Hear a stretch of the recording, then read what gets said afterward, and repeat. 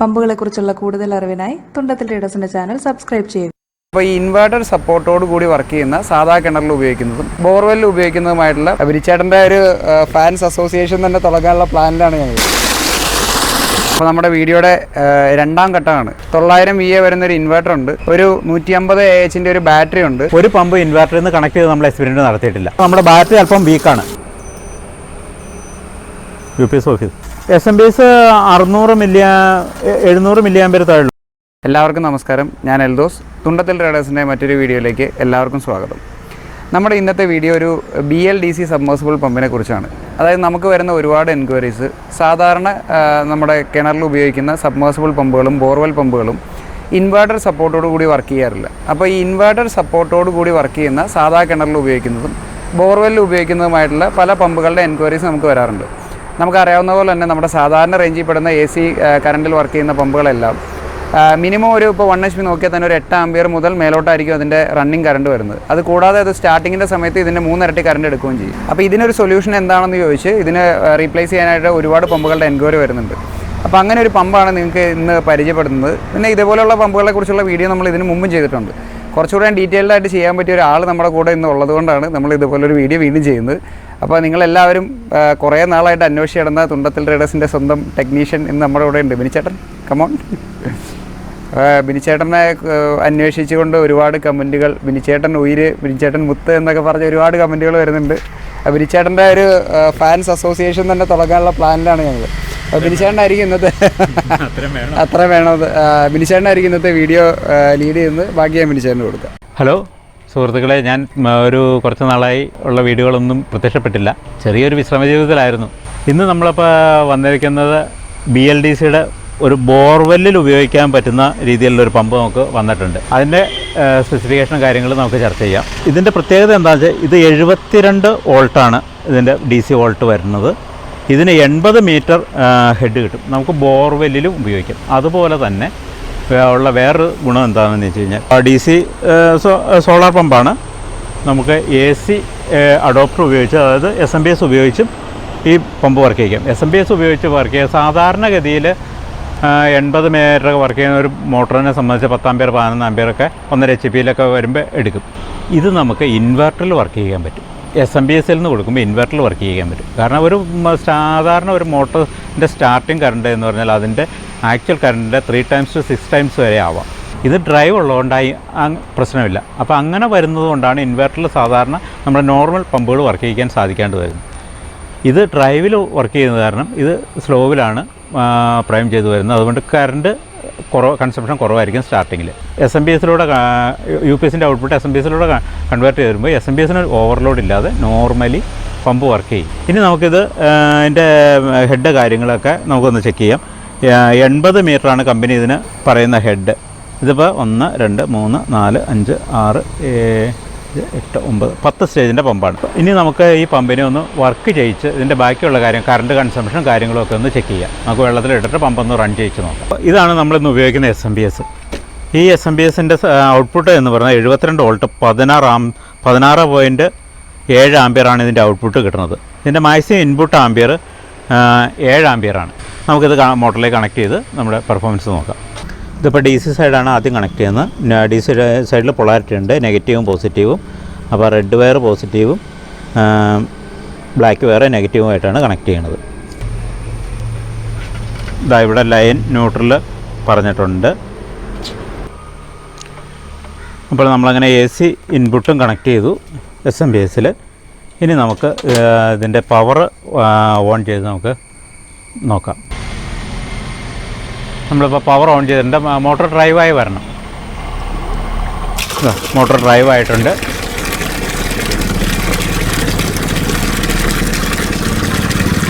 സാവധാനം ഡ്രൈവായാണ് അത് മാക്സിമം സ്പീഡിലേക്ക് വരുന്നത്. വെള്ളത്തിൻ്റെ അളവ് കൂടി വരുന്നത് നമുക്ക് മനസ്സിലാക്കാൻ കഴിയും.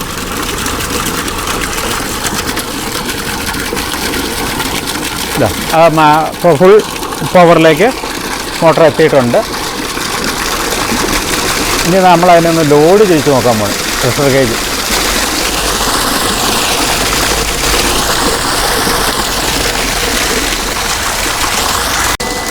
ഇപ്പോൾ നമ്മളുടെ മോട്ടർ ഫുൾ റേഞ്ചിൽ റണ്ണായിട്ടുണ്ട്. നമുക്കതിൻ്റെ ആംബിയർ ഒന്ന് ചെക്ക് ചെയ്യാം.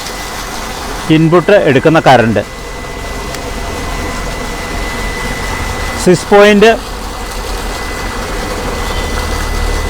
6.3 ആണ് ഇപ്പോൾ ഇൻപുട്ട് ആ മോട്ടർ എടുക്കുന്ന കറണ്ട് കാണിക്കുന്നത്.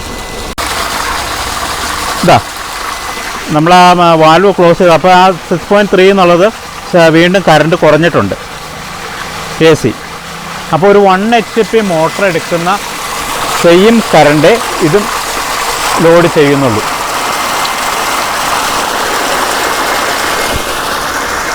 ഇതാ അതിൻ്റെ നമ്മളതൊരു മോട്ടറിൻ്റെ ഹെഡ് ലോഡ് ചെയ്ത് കൊടുത്തു. അതായത് മാക്സിമം ഹെഡിലേക്ക് വരുമ്പോൾ 4.8 ആംസിലേക്ക് വരാം.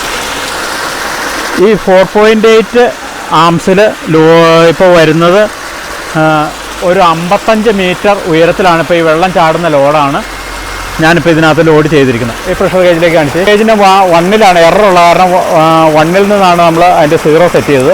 അതുകൊണ്ട് 6.5-7 kg പ്രഷറാണ്, 7 ബാർ പ്രഷറാണ്. അതായത് ഒരു 55-60 മീറ്റർ ഉയരത്തിൽ വെള്ളം പമ്പ് ചെയ്യുന്ന ലോഡാണ്. ഇപ്പോൾ 55-60 മീറ്റർ ഉയരത്തിൽ വെള്ളം പമ്പ് ചെയ്താൽ ഈ മോട്ടറിൻ്റെ എടുക്കുന്ന കറണ്ട് എന്ന് വെച്ചാൽ 4.8 ആംസാണ്.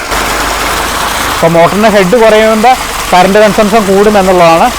അത് മീറ്ററിൽ നോക്കിയാൽ നമുക്ക് മനസ്സിലാവും. ഇപ്പോൾ അതുണ്ടോ, അപ്പോൾ അത് പ്രഷർ കുറച്ചു, പ്രഷർ ലോഡ് കുറച്ചു. അപ്പോൾ ഇവിടെ ആംബിയർ കൂടി 5.9 വന്നു, 5.96 വന്നു.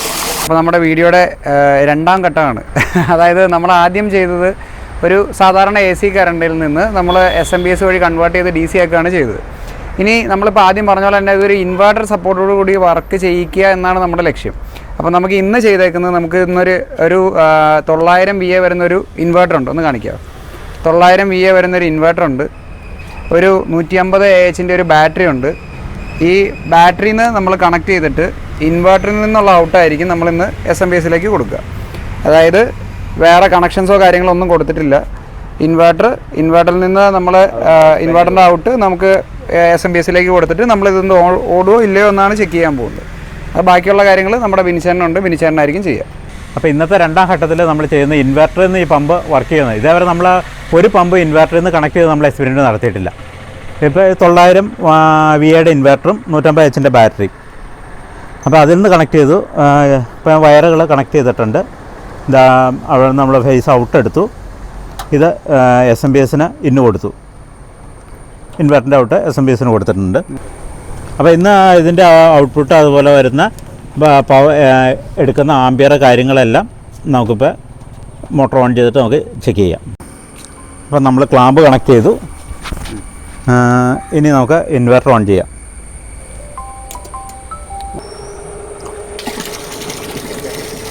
അപ്പം നമ്മളിവിടെ പൈപ്പ് റെഡ്യൂസ് ചെയ്തിട്ടുണ്ട്. ഇതെന്തിനാണെന്ന് ചോദിച്ചു കഴിഞ്ഞാൽ മോട്ടറിന് മിനിമം ഒരു ലോഡ് കീപ്പ് ചെയ്യാൻ വേണ്ടിയിട്ടാണ്. വാൽവ് ക്ലോസ് ചെയ്യുന്നതിന് പകരം ഒരു 1/2 ഇഞ്ചിലേക്ക് റെഡ്യൂസ് ചെയ്യാൻ മോട്ടറിന് ലോഡ് ക്ലോസ് ചെയ്യാനുണ്ട്. അപ്പോൾ നമ്മുടെ ഒരു ഇൻവെർട്ടർ എന്ന് പറഞ്ഞാൽ 900 VA ഉള്ളൂ. അതുപോലെ നമ്മുടെ ബാറ്ററി അല്പം വീക്കാണ്. അത് കാരണം ഒരു ഫുൾ ലോഡിലേക്ക് എത്തുമ്പോഴത്തേക്കും നമുക്കത് ഓഫ് ആവുന്നുണ്ട് ഡിലേയിൽ. ഇപ്പോൾ മോട്ടർ ഫുൾ ലോഡായി പവർ ആയതുപോലെ. പക്ഷേ ഇത് നമുക്ക് ഓഫായി പോകും. ബാറ്ററി നമ്മുടെ വീക്കായത് കാരണം നമുക്ക് മോട്ടർ ഓഫായി പോകും. നമുക്ക് വേണമെങ്കിൽ ഒരു കുറഞ്ഞ ഇതിനേക്കാളും ലോഡ് കുറഞ്ഞ ഒരു പമ്പ് നമുക്ക് ചെക്ക് ചെയ്ത് നോക്കാം. ഒരു മോഡലിലേക്ക് പമ്പ് ഒന്ന് ചേഞ്ച് ചെയ്യാൻ ഇത് പരീക്ഷിക്കുകയാണ്.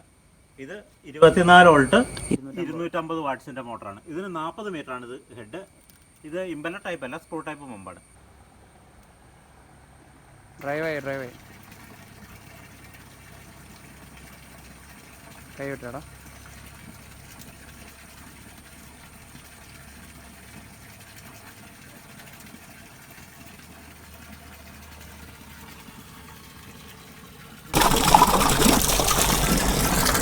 ഇതാ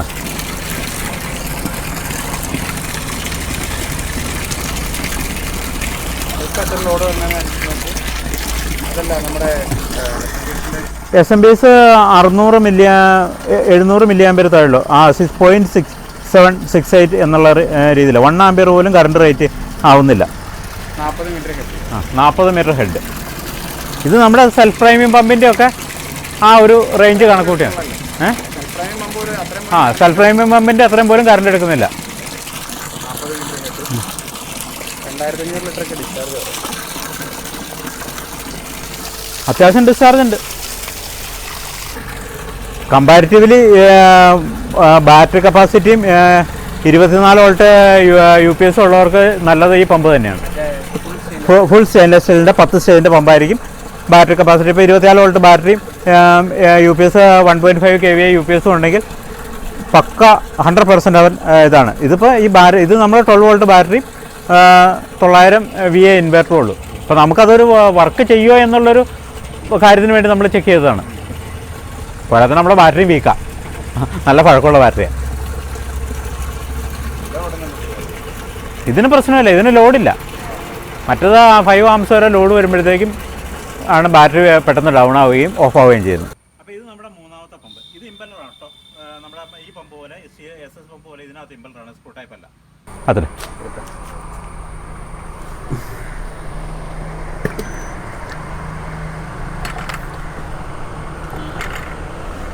അപ്പോൾ ഇത് മൂന്നാമത്തെ പമ്പ് ഞാൻ ഓൺ ചെയ്യണം.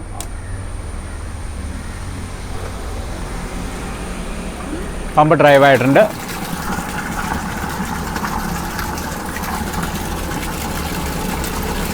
ഇതിന് നന്നായിട്ട് വെള്ളമുള്ള പമ്പാണിത്. 30 മീറ്റർ നമ്മുടെ നോർമൽ പമ്പ് പോലെ തന്നെ നല്ല പ്രഷറിൽ വെള്ളം കിട്ടുന്ന പമ്പാണ്. വെള്ളം നല്ല ഡിസ്ചാർജ് ഉള്ളതാണ്.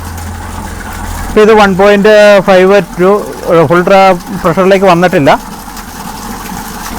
2 amps 2.8 നമ്മുടെ ബാറ്ററി ഡൗൺ ആയിപ്പോയി, അല്ലെ അത് കറക്റ്റായിട്ട് കിട്ടിയേനെ. നമ്മുടെ പമ്പ് ഇത് ഈ രീതിയിൽ വർക്ക് ചെയ്യും. ഈ ഇൻവെർട്ടറിൽ ഈ പമ്പ് വരെ ഇതിനകത്ത് വർക്ക് ചെയ്യും. 900 വാട്ട്സിൻ്റെ ഇൻവെർട്ടറിൽ വേറെ മറ്റ് ലോഡുകളൊന്നുമില്ല. പമ്പിന് മാത്രം ലോഡ് കൊടുക്കുകയാണെങ്കിൽ പമ്പ് തന്നെ വർക്ക്. ബാറ്ററി വീണ്ടും റിട്ടേൺ ആയി. ബാറ്ററി ഡൗൺ ആയിട്ട് വീണ്ടും ബാറ്ററി റിട്ടേൺ വന്ന് പമ്പ് ഓണായി. പക്ഷേ നമുക്കത് ഫുൾ പവറിലേക്ക് നമ്മുടെ ബാറ്ററി കിട്ടുന്നില്ല എന്നുള്ളതാണ് നമുക്കിന്ന് കിട്ടിയ ഒരു ഡ്രോബാക്ക്. ബാറ്ററി ബാക്ക് നമുക്കത് 3 amps വരെ മാക്സിമം ലോഡ് ആകുമ്പോഴത്തേക്കും നമ്മുടെ ബാറ്ററി ഡൗൺ ആയി പോവാണ്.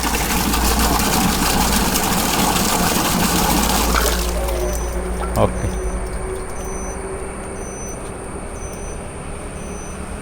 UPS office. നമ്മൾ ഇന്നെടുത്ത 3 മോഡലിൽ ബിനിച്ചേട്ടൻ പറഞ്ഞ പോലെ തന്നെ 900 VA, നമുക്ക് 900 VA ഉള്ളൊരു ഇൻവെർട്ടറാണ് നമ്മുടെ അടുത്ത് ഉണ്ടായുള്ളൂ. അപ്പോൾ ഈ മോഡലിൽ നമ്മളിപ്പോൾ ഏറ്റവും ഡിസ്ചാർജ് കൂടിയതും ഏറ്റവും ഹെഡ് കൂടിയതുള്ള പമ്പായി കഴിയുമ്പോൾ ആവറേജ് 4-5 ആംപിയറാണ് നമുക്ക് നോർമൽ ലോഡിൽ എടുക്കുന്നത്. അപ്പോൾ അത് ഈ നമ്മുടെ ബാറ്ററി വീക്ക് ആയതുകൊണ്ടാണെന്നാണ് നമുക്ക് മനസ്സിലായത്. അപ്പോൾ ഒരു 3.3 ആംപിയറൊക്കെ എത്തുമ്പോൾ ഇത് കട്ട് ഓഫ് ആകുമായിരുന്നു അതിൻ്റെ പ്രശ്നം. രണ്ടാമത്തെ മോഡൽ വളരെ ഈസി ആയിട്ട് വർക്ക് ചെയ്യുന്നുണ്ട്. അത് 40 മീറ്റർ ഹെഡിൻ്റെയാണ്. 0.7 0.8 ആംപിയറൊക്കെ എടുത്തിട്ട് അത് ഫുൾ കണ്ടിന്യൂസ് ആയിട്ട് നോർമൽ വളരെ ഈസി ആയിട്ട് വർക്ക് ചെയ്യുന്നുണ്ട്. മൂന്നാമത്തെ മോഡൽ ഇതേപോലെ തന്നെ 3.5 ആംപിയറാണ് നോർമലി എടുക്കുന്നത്. അതിനെല്ലാം ആദ്യം പറഞ്ഞ മോഡലിനും ഈ തേർഡ് മോഡലിനും നമുക്കൊരു 1 kVയുടെ മേളിലോ അല്ലെങ്കിൽ 1.5 ഒക്കെ മേളിലുള്ള ഇൻവെർട്ടർ ഉണ്ടെങ്കിൽ അത് ഈസി ആയിട്ട് ഓടും. അപ്പോൾ ആ റേഞ്ചിലേക്കുള്ളതാണെങ്കിൽ മതി ആ പമ്പുകൾ നോക്കുന്നത്. പിന്നെ ഇതിൻ്റെ പ്രൈസ് നോക്കുകയാണെങ്കിൽ ഏറ്റവും എക്സ്പെൻസീവ് ആയിട്ടുള്ളതാണ് ഈ മോഡൽ. ഇത് ഫുൾ സ്റ്റെയിൻലെസ് സ്റ്റീൽ ഇമ്പല്ലർ വരുന്നതാണ്. ഇനി 29,000 രൂപയുടെ മേളിൽ പ്രൈസ് വരും. രണ്ടാമത്തെ മോഡൽ സ്ക്രൂ ടൈപ്പ് പമ്പാണ്. ഇതിന് ഏകദേശം 21,000 രൂപ പ്രൈസ് വരും. ഏറ്റവും റേറ്റ് കുറഞ്ഞത് ഇതാണ്. ഇത് 35 മീറ്റർ ഹെഡിൻ്റെ നൊറൈൽ ഇമ്പല്ലറാണ് വരുന്നത്. ഇതിന് 13,800 പ്രൈസ് വരുന്നത്. അപ്പോൾ ഇൻവെർട്ടറിൽ ഓടുന്ന പമ്പുകളെക്കുറിച്ചുള്ള ഇന്നത്തെ വീഡിയോ തീർച്ചയായിട്ടും നിങ്ങൾക്ക് ഉപകാരപ്പെടുന്ന ഒന്നായിരുന്നു എന്ന് ഞാൻ വിശ്വസിക്കുന്നു. ഇതേപോലെ ബിനിച്ചേട്ടൻ പറഞ്ഞ പോലെ തന്നെ ഇത് മറ്റൊരു ചാനലിലോ മറ്റൊരു വീഡിയോയിലോ ഞാൻ കണ്ടിട്ടില്ല ഇൻവെർട്ടറിലെ സപ്പോർട്ടോട് കൂടി ഇത്രയും ഹെഡുള്ള മോട്ടർ ഓടിക്കുന്നത്. ചിലപ്പോൾ ചെറിയ ഹാഫ് HP പമ്പൊക്കെ ഓടുന്നുണ്ടാവും, പക്ഷേ അതിൻ്റെ ഹെഡ് കുറവാണ്. ഇത്രയും ഹെഡുള്ള പമ്പ് ഒരു ഇൻവെർട്ടർ സപ്പോർട്ടോട് കൂടി ഓടിക്കുന്നത് മറ്റുള്ള ഒരു ഇതിലും കണ്ടിട്ടുണ്ടാവില്ല എന്നാണ് എൻ്റെ വിശ്വാസം. അപ്പോൾ തീർച്ചയായിട്ടും നിങ്ങൾക്ക് ഇഷ്ടപ്പെടുന്ന ഒരു വീഡിയോ ആയിരുന്നു എന്ന് ഞാൻ വിശ്വസിക്കുന്നു. നിങ്ങൾ വീഡിയോ ഇഷ്ടപ്പെടുന്നുണ്ടെങ്കിൽ ഞങ്ങളുടെ വീഡിയോസ് ലൈക്ക് ചെയ്യുക, ഷെയർ ചെയ്യുക, ചാനൽ സബ്സ്ക്രൈബ് ചെയ്യുക, സപ്പോർട്ട് ചെയ്യുക. Thank you.